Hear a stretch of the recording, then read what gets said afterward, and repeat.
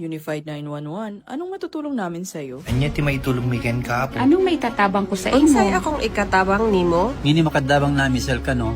Sa anumang wika o dialekto, may tulong na darating sa iyo.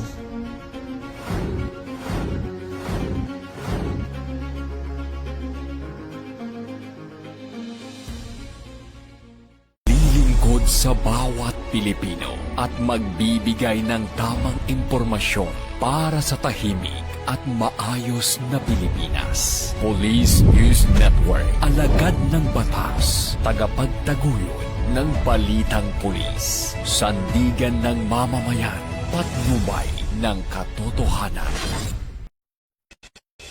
La Campo Crame, maghahatid ng pinakahuling kaganapan at nagbabagang balita. Ito ang PNN Police News Network.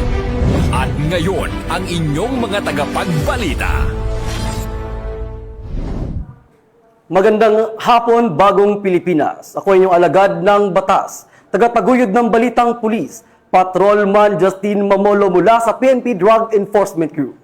Maghahatid sa inyo ng tamang balita, kwento ng pulis at serbisyo para sa mamamayan at ito ang PNP News Online. Ang pangunahing balita ng Police News Network, alagad ng batas, tagataguyod ng balitang pulis.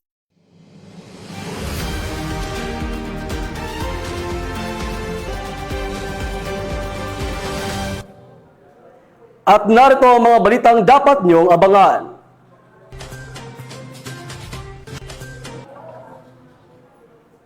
₱1 milyong halaga ng shabu nasamsam mula sa Regional Priority Target sa Pangasinan. 3 Chinese national nasa kote sa Catanduanes sa paglabag sa immigration law.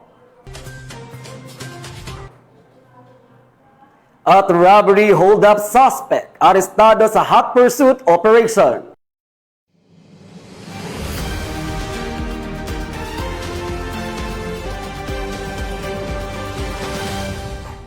Narito ang mga balitang hatid ng ating PNN correspondents mula sa iba't ibang panig ng bansa.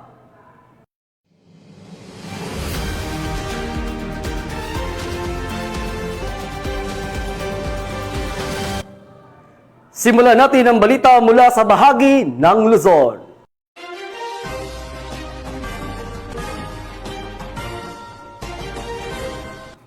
Tinatayang ₱1 milyong halaga ng hininalang shabu ang nasamsam ng mga operatiba sa matagumpay na bypass operation na nagresulta rin sa pagkakaaresto ng isang regional priority target sa bayan ng Lingayen, Pangasinan. Ang report mula kay Police Corporal Mark Anthony Pico. Ang isang regional priority high-value individual target at nasamsam ang tinatayang ₱1,088,000 halaga ng hinihinalang shabu sa isang bypass operation na isinagawa sa bypass road ng Barangay Poblasyon, Lingayen, Pangasinan. Pinangunahan ng Provincial Drug Enforcement Unit ng Pangasinan Police Provincial Office ang operasyon sa tulong ng Provincial Intelligence Unit, Provincial Intelligence Team Pangasinan RIU-1, Regional Police Drug Enforcement Unit, PRO-1, PDEG SOU-1, Lingayen Police Station at PIDEA Regional Office 1. Kinilala ang suspect bilang isang 38 anyos na construction worker mula sa bayan ng Mangaldan. Na-recover mula sa kanya ang 2 heat sealed at 5 knot-tied transparent plastic sachets na naglalaman ng humigit kumulang 160 grams ng shabu na may standard drug price na umabot sa ₱1,088,000. Nahaharap ang suspect sa kasong paglabag sa Section 5 at 11 ng Republic Act 9165 o ang Comprehensive Dangerous Drugs Act of 2002. Ayon kay Police Brigadier General Dendo R. Reyes, Regional Director ng Police Regional Office 1, malaking tagumpay ang operasyong ito sa patuloy na kampanya laban sa ilegal na droga sa rehiyon.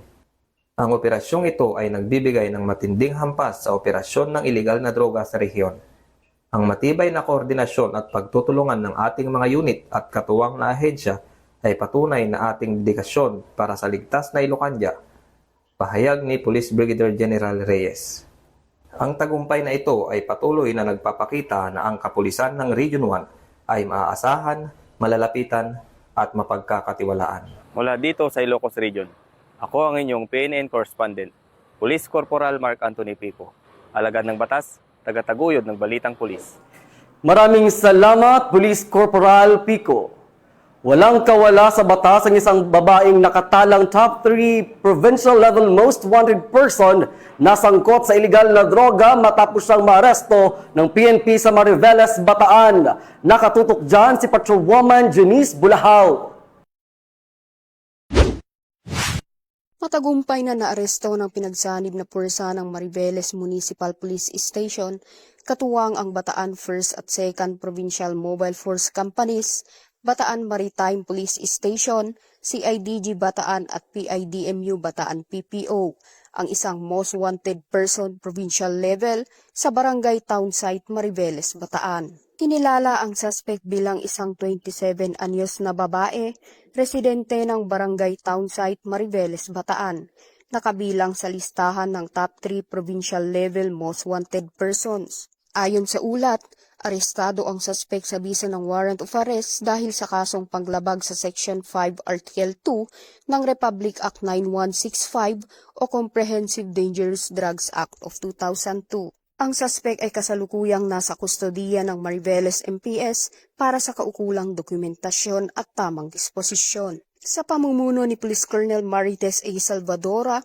Provincial Director ng Bataan PPO, nananatiling matatag ang Bataan PNP sa kanilang kampanya laban sa iligal na droga at sa masigasig na paghuli sa mga most wanted persons upang masiguro ang kaligtasan at kapayapaan ng buong lalawigan.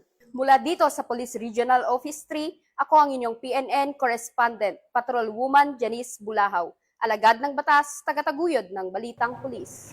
Maraming salamat, Patrolwoman Bulahaw. Hindi na nakapalagpa ang isang high-value individual matapos maaresto sa isinagawang bypass operation sa Lucena City. Yan ang tinutukan ni Patrolwoman Jessie Chris Obrero. Na naaresto ng mga tauhan ng Quezon Police Provincial Drug Enforcement Unit ang isang high-value individual sa ikinasang bypass operation sa Lucena City. Kinilala ang suspect na si alias JP at nahuli sa Puroknara, Barangay Isabang, Lucena City. Sa isinagawang operasyon, nasamsam mula sa suspect ang tinatayang 65 gramo ng hinihinalang shabu na may nagkakahalagang 1.3 million pesos. Agad na dinala sa kustodiya ng mga otoridad ang nasabing suspect, habang inihahanda ang kasong isasampa laban sa kanya sa ilalim ng Republic Act 9165 o Comprehensive Dangerous Drug Act of 2002. Ayon pa sa Quezon Police Provincial Office, sa pamumuno ni Police Colonel Albesha, magpapatuloy ang kanilang pinaigting na operasyon kontra iligal na droga sa buong lalawigan. Sa ilalim ng direktiba ni Police Brigadier General Paul Kenneth T. Lucas, Regional Director ng Pro-Colaborason, bilang bahagi ng kampanya ng PNP laban sa kriminalidad at droga. Mula dito sa Calabarzon, ako ang inyong Police News Network Correspondent, Patrolwoman Jessie Chris S. Obrero, alagad ng batas, tagataguyod ng Balitang Pulis. Maraming salamat, Patrolwoman Obrero. Nasa kote ng mga tauhan ng Occidental Mindoro Maritime Police Station ang isang lalaking sangkot sa ilegal na pangingisda sa isinagawang operasyon sa karagatan sakop ng San Juan or San Jose, Occidental Mindoro. Alamin ang detalye ng report mula kay Patrolwoman Desiree Padilla. Matagumpay na nasakote ng mga tauhan ng Occidental Mindoro Maritime Police Station sa ilalim ng pamumuno ni Police Major Patricio E. Corcha Jr. ang isang individual na sangkot umano sa ilegal na pangingisda sa baybaying bahagi ng Barangay 5, San Jose Occidental Mindoro nito lamang Oktubre taong kasalukuyan. Batay sa ulat, nagsasagawa ng regular na inspeksyon ang mga operatiba ng MARPSTA nang mamataan nila ang isang unmarked motorized fishing bangka na may kulay asul, puti, dilaw at berde at tinatayang may 3 gross tonnage pababa. Ayon sa mga otoridad, pinaghihinalaan ng mga sakay nito ay sangkot sa paggamit ng pampasabog para sa ilegal na pangingisda. Sa sinagawang masusing inspeksyon, natuklasan ng mga pulis ang isang improvised explosive sa loob ng mga timba ng mga pinaghihinalaang mangingisda. Ang naturang pagkakatuklas ay malinaw na paglabag sa Section 92 ng Republic Act No. 10654 na nagpaparusa sa pagmamayari ng mga pampasabog at nakakalasong kemikal para sa ilegal na pangingisda. Kaugnay nito, sinailalim sa pagsusuri ng Bureau of Fisheries and Aquatic Resources Occidental Mindoro sa pangunguna ni Ginoong Archie Alubografon ang mga nakumpiskang isda. Batay sa resulta ng pagsusuri, napatunayan ng mga ito ay nahuli gamit ang pinagbabawal na pamamaraan na lumabag naman sa Section 126 sa parehong batas. Dahil dito, agad na inaresto ng mga otoridad ang nasabing individual at inihain ang kaukulang kaso sa Municipal Trial Court ng San Jose. Ayon sa MARPSTA, ang operasyon ay patunay ng patuloy na dedikasyon ng mga tauhan nito sa pagpapatupad ng batas at pangangalaga sa yamang dagat ng lalawigan ng Occidental Mindoro. Mula dito sa Home of the Police Eco Warriors, Calapan City, Oriental Mindoro, ako ang inyong PNN correspondent, Patrolwoman Desiree Padilla, alagad ng batas, tagataguyod ng Balitang Pulis. Maraming salamat, Patrolwoman Padilla. 3 Chinese national ang naaresto ng mga otoridad sa isinagawang operasyon sa Virac, Catanduanes dahil sa umano'y paglabag ng immigration law. Ang kabuuang mga balita mula kay Police Staff Sergeant Mercolito Levendino Jr. Arestado ang 3 Chinese national sa isinagawang operasyon ng Bureau of Immigration sa Barangay Cavenitan, Virac, Catanduanes matapos lumabag sa mga probisyon ng Philippine Immigration Act of 1940. Pinangunahan ni Ginoong Gary C. Baltasar ng Bureau of Immigration ang operasyon katuwang ang iba pang mga law enforcement agencies na nagresulta sa pagkakadakip ng 2 lalaki at 1 babae habang abala sa kanilang pinagtatrabahuhan. Batay sa inisyal na investigasyon, lumalabas na ang mga banyaga ay nagtatrabaho sa bansa nang walang kaukulang visa o working permit at ang kumpanyang kanilang pinaglilingkuran ay hindi autorisadong visa petitioner. Sa kasalukuyan, nasa kustodiya na ng Bureau of Immigration ang 3 dayuhang habang isinasagawa ang masusing verifikasyon ng kanilang mga dokumento at pinaghahandaan ang kakulang deportation proceedings. Nagpaalala naman ang Bureau of Immigration sa mga dayuhang mamamayan na sumunod sa mga umiiral na batas sa imigrasyon ng Pilipinas upang maiwasan ang ganitong uri ng paglabag. Mula dito sa Bicol Region, ako po yung Police News Network Correspondent, Police Staff Sergeant Mercolito Levendino Jr. Alagad ng batas, tagataguyod ng Balitang Pulis. Maraming salamat, Police Staff Sergeant Levendino. Sa tulong ng mabilis na koordinasyon at determinasyon, nasakol ng mga tauhan ng Quezon City Police District ang isang robbery hold-up suspect sa Pasig City matapos ang isang matinding hot pursuit operation. Patrolwoman Mekamay Bahiwag, ibalita mo. Arestado ang isang suspect sa kasong robbery hold-up matapos ang 2 araw na hot pursuit operation na isinagawa ng pinagsamang pwersa ng mga tauhan ng Quezon City Police District bandang 11:40 ng madaling araw sa Basi Oasis Condominium Phase 1, Marcos Highway, Barangay Santolan, Pasig City. Kinilala ng Kamuning Police Station 10 ang suspect na si alias Galo, 25 taong gulang at residente ng Barangay South Triangle, Quezon City. Batay sa ulat ng Kamuning Police Station 10, dakong 12:16 ng tanghali noong ika-4 ng Oktubre taong kasalukuyan, nagtungo ang suspect sa isang money changer sa Tomas Morato Avenue, Barangay South Triangle upang magtanong sa palitan ng 3,800 euros at $5,000. Matapos magkasundo sa halaga, lumabas umano ito sandali upang kausapin ang isang babaeng sinabing asawa niya. Ngunit pagbalik, sa halip na kunin ang pera sa bag, bigla nitong binunot ang isang baril, tinutukan ang teller at tinangay ang 500,000 pesos bago tumakas sakay ng Toyota Corolla. Agad namang iniulat ng teller ang pangyayari sa Police Station 10, dahilan upang magsagawa ng agarang follow-up operation ang pinagsamang pwersa ng Police Station 10, Criminal Investigation and Detection Unit, District Intelligence Division, District Anti-Carnapping Unit, at iba pang operating units na nagresulta sa pagkakadakip ng nasabing suspect. Na-recover mula sa kanya ang 400,000 pesos cash, isang iPhone 12 Pro, isang Toyota Corolla at isang airsoft pistol na may magazine. Nakapiit ang akusado sa custodial facility ng istasyon at sasampahan ng kasong robbery hold-up. at paglabag sa Republic Act 10591 o Comprehensive Firearms and Ammunition Regulation Act of 2013. Mula dito sa Camp Bagong Diwa, ako po ang iyong PNN correspondent, Patroluman Mikami Bahiwag, alagad ng batas, tagataguyod ng Balitang Pulis. Maraming salamat, Patrolwoman Bahiwag. Tunghayan naman natin ang mga balita mula sa bahagi ng Visayas.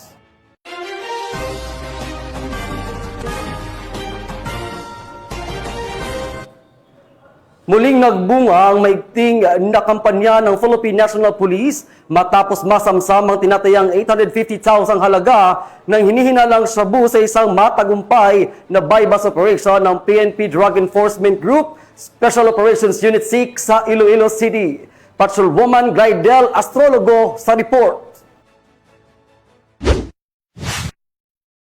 Nasabat ng mga operatiba ng Philippine Drug Enforcement Group Special Operations Unit 6 ang tinatayang 850,000 pesos na halaga ng hinihinalang iligal na droga sa ikinasang buy-bust operation sa Barangay Quintinsalas, Haro, Iloilo City nito lamang ika-8 ng Oktubre taong kasalukuyan. Pinangunahan ni Police Colonel Rizal de Caballero, Commander ng PIDEG SOU 6 ang operasyon, katuwang ang Philippine Drug Enforcement Agency at ang Iloilo City Police Station 3. Naaresto sa operasyon isang high-value individual na kinilala si alias Earl, 24 na taong gulang, may live-in partner at 2 anak at residente ng Barangay Simon Ledesma, Haro, Iloilo City. Sa investigasyon, nakuha mula sa suspect ang 8 bulto ng hinihinalang shabu na nakasilid sa isang puting medyas na itinago niya sa kanyang bulsa. Bukod dito, nasamsam din ang 15,000 pesos na ginamit bilang buy-bust money. Sa kabuuan, nasa humigit kumulang 125 gramo ng suspected shabu ang nakumpiska mula sa suspect na may katumbas na standard drug price value na tinatayang 850,000 pesos. Kasalukuyang nasa kustudiya na ngayon ng Iloilo City Police Station 3 ang suspect para sa kaukulang disposisyon at naharap sa kasong may paglabag sa Republic Act 9165 o ang Comprehensive Dangerous Drugs Act of 2002. Ang matagumpay na operasyon ay patunay ng kanilang dedikasyon sa pagpapanatili ng kapayapaan at kaayusan sa komunidad. Isang paalala ito na sa likod ng bawat operasyon ay ang malasakit ng Philippine National Police para sa kaligtasan ng bawat mamamayan. Dahil sa bagong Pilipinas, ang gusto ng pulis, ligtas ka. Mula dito sa Police Regional Office 6, ako ang inyong Police News Network correspondent, Patrolwoman Glidel Astrologo, alagad ng batas, tagataguyod ng Balitang Pulis. Maraming salamat, Patrolwoman Astrologo. Hindi na nakaiwas sa kamay ng batas ang isang wanted person mula sa Southern Leyte matapos itong maaresto ng mga otoridad sa Quezon City sa bisa ng warrant of arrest para sa kasong acts of lasciviousness. Nakibalita dyan si Patrolwoman Cristel Palafox. Ng mga otoridad ang isang lalaking wanted person na may kasong acts of lasciviousness sa barangay Pasong Tamo, Quezon City. Bandang alas 11:40 ng tanghali nang maresto ang akusado ng mga tauhan ng 2nd Southern Leyte Provincial Mobile Force Company kasama ang Holy Spirit Police Station 14, Quezon City Police District at NDIT Regional Intelligence Unit National Capital Region sa bisa ng warrant of arrest para sa kasong acts of lasciviousness na may nirekomendang piyansa na 160,000 piso para sa pansamantalang kalayaan. Dinala ang akusado sa Holy Spirit Police Station 14 QCPD para sa kaukulang dokumentasyon at tamang disposisyon. Ang ating kapulisan ay patuloy na maglulunsad ng mga operasyon para mahuli ang mga taong may pananagutan sa batas upang maihatid ang hustisya sa kanilang mga naging biktima at mapanatili ang kaayusan at kaligtasan ng ating komunidad tungo sa minimithi natin na bagong Pilipinas. Mula dito sa Eastern Visayas, ako ang inyong PNN correspondent, Patrolwoman Palafox, alagad ng batas, tagataguyod ng Balitang Pulis. Maraming salamat, Patrolwoman Palafox. Isang high-value individual ang nahulog sa kamay ng batas matapos makumpiskahan ng mahigit 800,000 pisong halaga ng shabu sa isinagawang buy-bust operation sa Cebu City. Nakatutok dyan si Patrolwoman Judith Necanor. Hawak na ng kapulisan ng Cebu City ang isang high-value individual matapos itong mahulihan ng 850,000 na halaga ng hinihinalang shabu sa isinagawang buy-bust operation ng mga otoridad sa sitio Buwaran, Barangay Sawang, Calero, Cebu City nito lamang nakaraan. Ayon kay Police Captain Giancarlo M. Reyes, Officer in Charge ng Police Station 6 Cebu City Police Office, bandang alas 11:20 nang ikinasa ng kapulisan ng bypass operation na nagresulta sa pagka-aresto ng high-value individual na suspect na si alias Kua, 26 anyos, na residente ng City Olawis, Barangay Pasil, Cebu City. Nakumpiska mula sa suspect ang siyam na pakete ng hinihinalang shabu na may timbang na 125.24 grams at 851,632 pesos na standard drug price, bypass money at belt bag. Samantala, kasulukuyang nasa kustodiya ng Police Station 6 Custodial Facility at maharap ito sa kasong paglabag sa Republic Act 9165 o ang Comprehensive Dangerous Drugs Act of 2002. This station is strongly committed to upholding public safety and order within its area of responsibility in line with peace and security. God bless everyone. Makabagong pulis sa makabagong panahon, respetadong mamayan, disiplinadong kapulisan.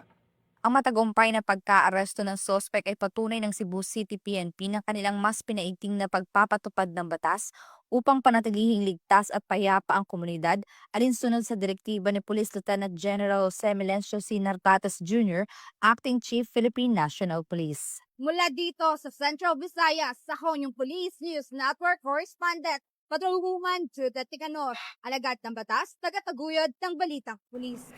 Maraming salamat, Patrolwoman Nicanor. Narito naman ang mga balita mula sa bahagi ng Mindanao.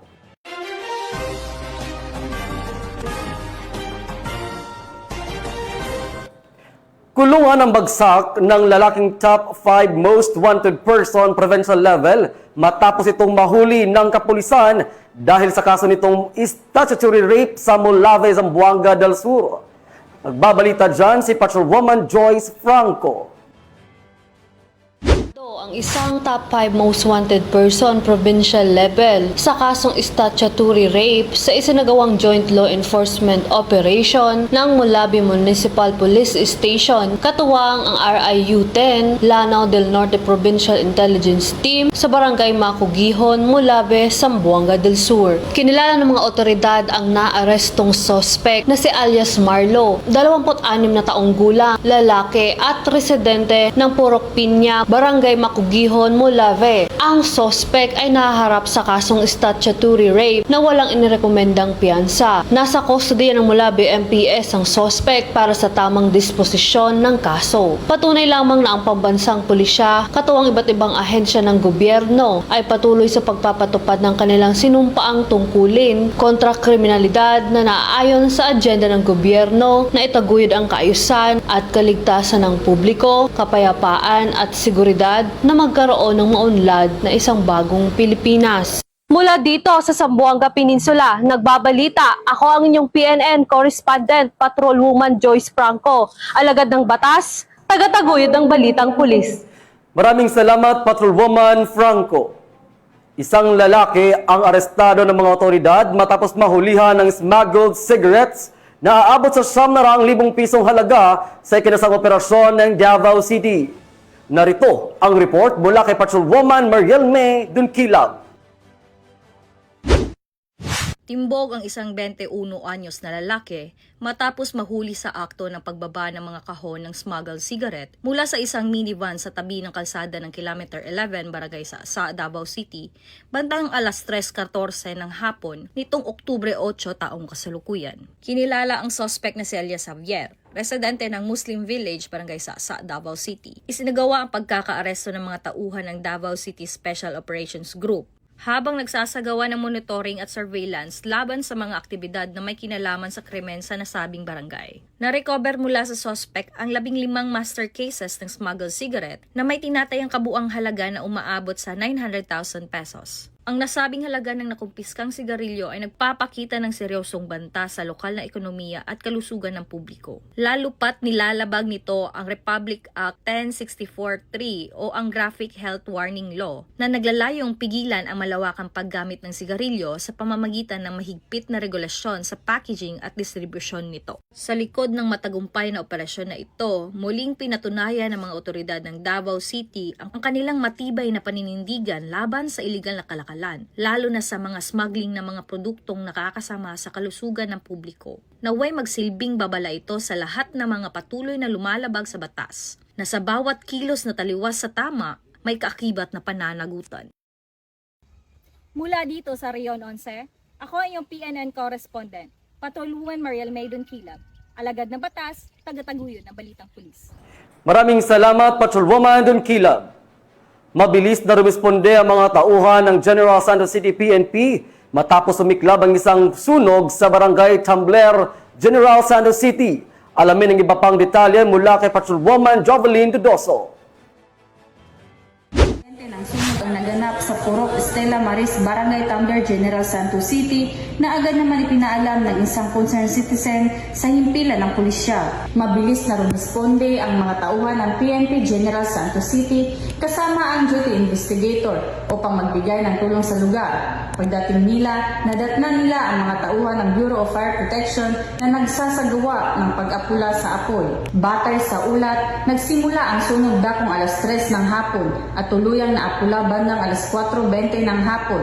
Umabot sa 16 na sus ang tuluyang natupo. Sa kabutihang palad, walang naiulat na nasugatan o nasawi. Patuloy namang iniimbestigahan ng BFP ang sanhi ng sunog at tinataya pa ang halaga ng pinsala. Binigyang diin ng PNP ang kanilang agarang aksyon sa pagpapanatili ng kaayusan sa lugar. Nagbigay sila ng tulong sa crowd control, traffic management at pagpigil sa anumang tangkang looting bilang bahagi ng kanilang tungkulin na magbigay proteksyon at serbisyo sa publiko. Mula dito sa Police Regional Office 12, ako ang inyong PNN correspondent, Patrolwoman Jovelyn Dudoso, alagad ng batas, tagataguyod ng Balitang Pulis. Maraming salamat, Patrolwoman Dudoso. Bumagsak sa kamay ng batas ang isang street-level individual matapos maaresto sa isinagawang bypass operation ng mga otoridad sa Nasipit, Agusan del Norte. Yan ang tinutukan ni Patrolwoman Jacqueline Cabiles.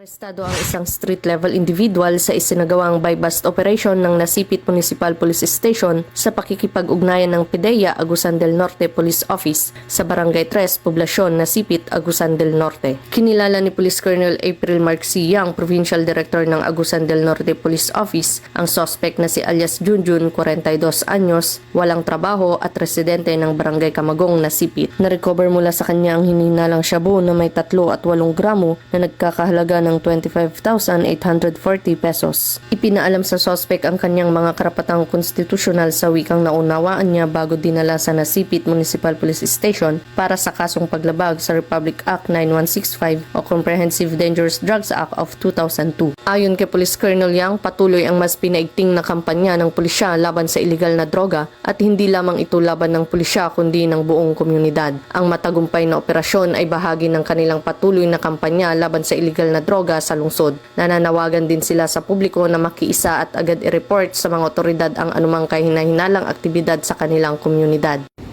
Mula dito sa Police Regional Office 13, ako ang inyong PNN correspondent, Patrolwoman Jacqueline Cabiles, alagad ng batas, tagataguyod ng Balitang Pulis. Maraming salamat, Patrolwoman Cabiles.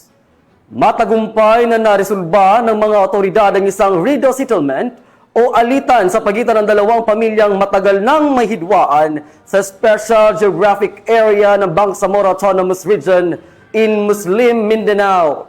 Ang report mula kay Patrolwoman Leonora Gawang.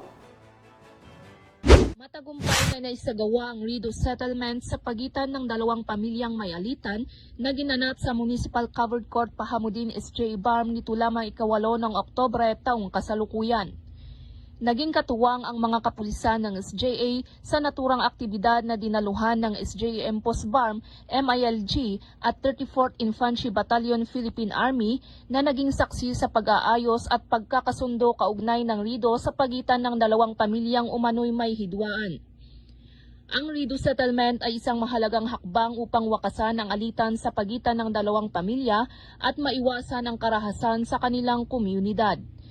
Sa pamamagitan ng dialogo at traditional conflict resolution, nagkasundo ang magkabilang panig na tuldukan na ang kanilang hidwaan at mamuhay ng mapayapa.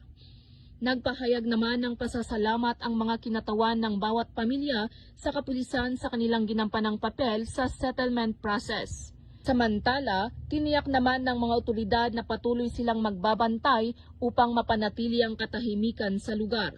Hinihikayat din nila ang iba pang komunidad na yakapin ang diwa ng Rido Settlement bilang isang epektibong paraan upang mapanatili ang kapayapaan sa rehiyon. Mula rito sa rehiyon ng Bangsamoro, ako ang inyong PNN Correspondent, Patrolwoman Leonora Gawang, alagad ng batas, tagataguyod ng Balitang Pulis. Maraming salamat, Patrolwoman Gawang. At yan ang mga balitang nakalap ng ating mga PNN correspondents mula Luzon, Visayas at Mindanao. At mga ka-PNN, 76 days na lang, Pasko na!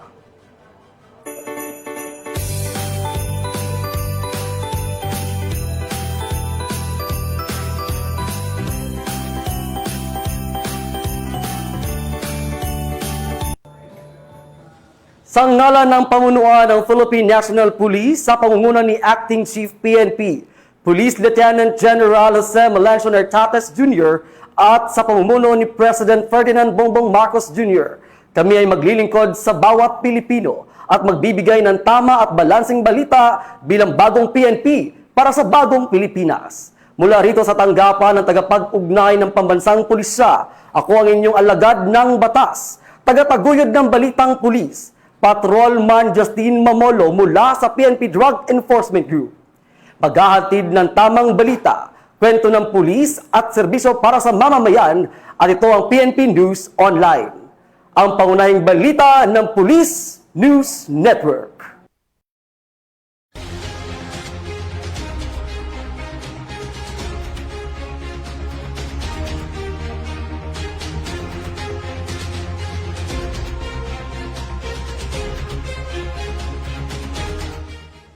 Police News Network, alagad ng batas, tagapagtaguyod ng Balitang Pulis.